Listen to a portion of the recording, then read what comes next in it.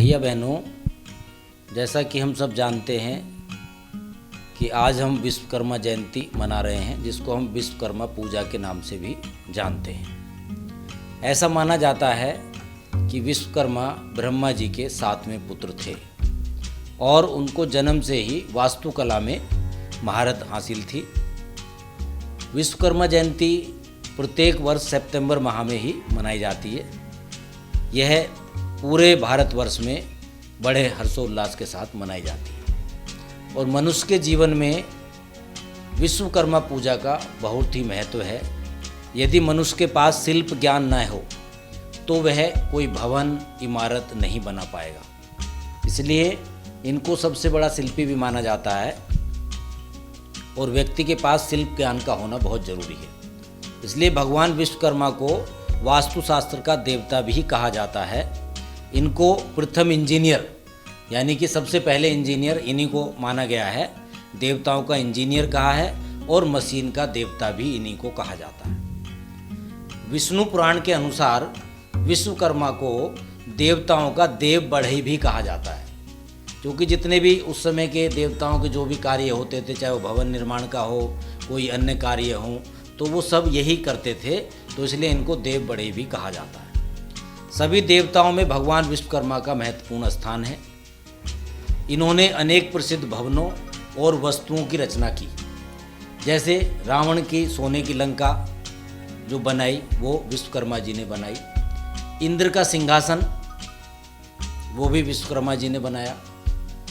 जब असुर देवताओं को सताने लगे तो आपको ध्यान होगा जो महर्षि दधीची थे, उनकी हड्डियों से इंद्र का वज्र बनाकर उन असुरों का संहार किया गया। तो जो वो वज्र बनाया गया था वह भी विश्वकर्मा जी ने ही बनाया था। रावण के अंत के पश्चात जब राम, लक्ष्मण, सीता और अन्य उनके साथी जो अयोध्या वापस आए थे और जिस विमान से वापस आए थे जिसको पुष्पक विमान कहा गया, तो पुष्पक विमान का निर्माण भी विश्वकर्मा जी ने ही किया था। इसके आगे आप देखें, कर्ण के पास जो कवच और कुंडल थे, तो जो वो उनका निर्माण हुआ था वो भी विश्वकर्मा जी ने ही किया था। इसके अतिरिक्त और बहुत सारी चीज़ें हैं, जैसे भगवान शिव का त्रिशूल, विष्णु का सुदर्शन चक्र और यमराज का कालदंड। ये सारी चीज़ें भी विश्वकर्मा जी के द्वारा ही बनाई गई थीं।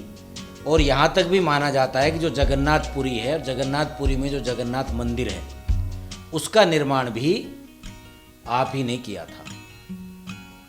इसके अगर हम और पहले की बात करें तो जब कौरव पांडवों की है, तो कौरव पांडवों में जो हस्तिनापुर का भी निर्माण और उसके बाद जो पांडवों के लिए जो शानदार इंद्रप्रस्थ नगरी बनाई थी, तो वो भी विश्वकर्मा जी के द्वारा ही बनाई गई थी।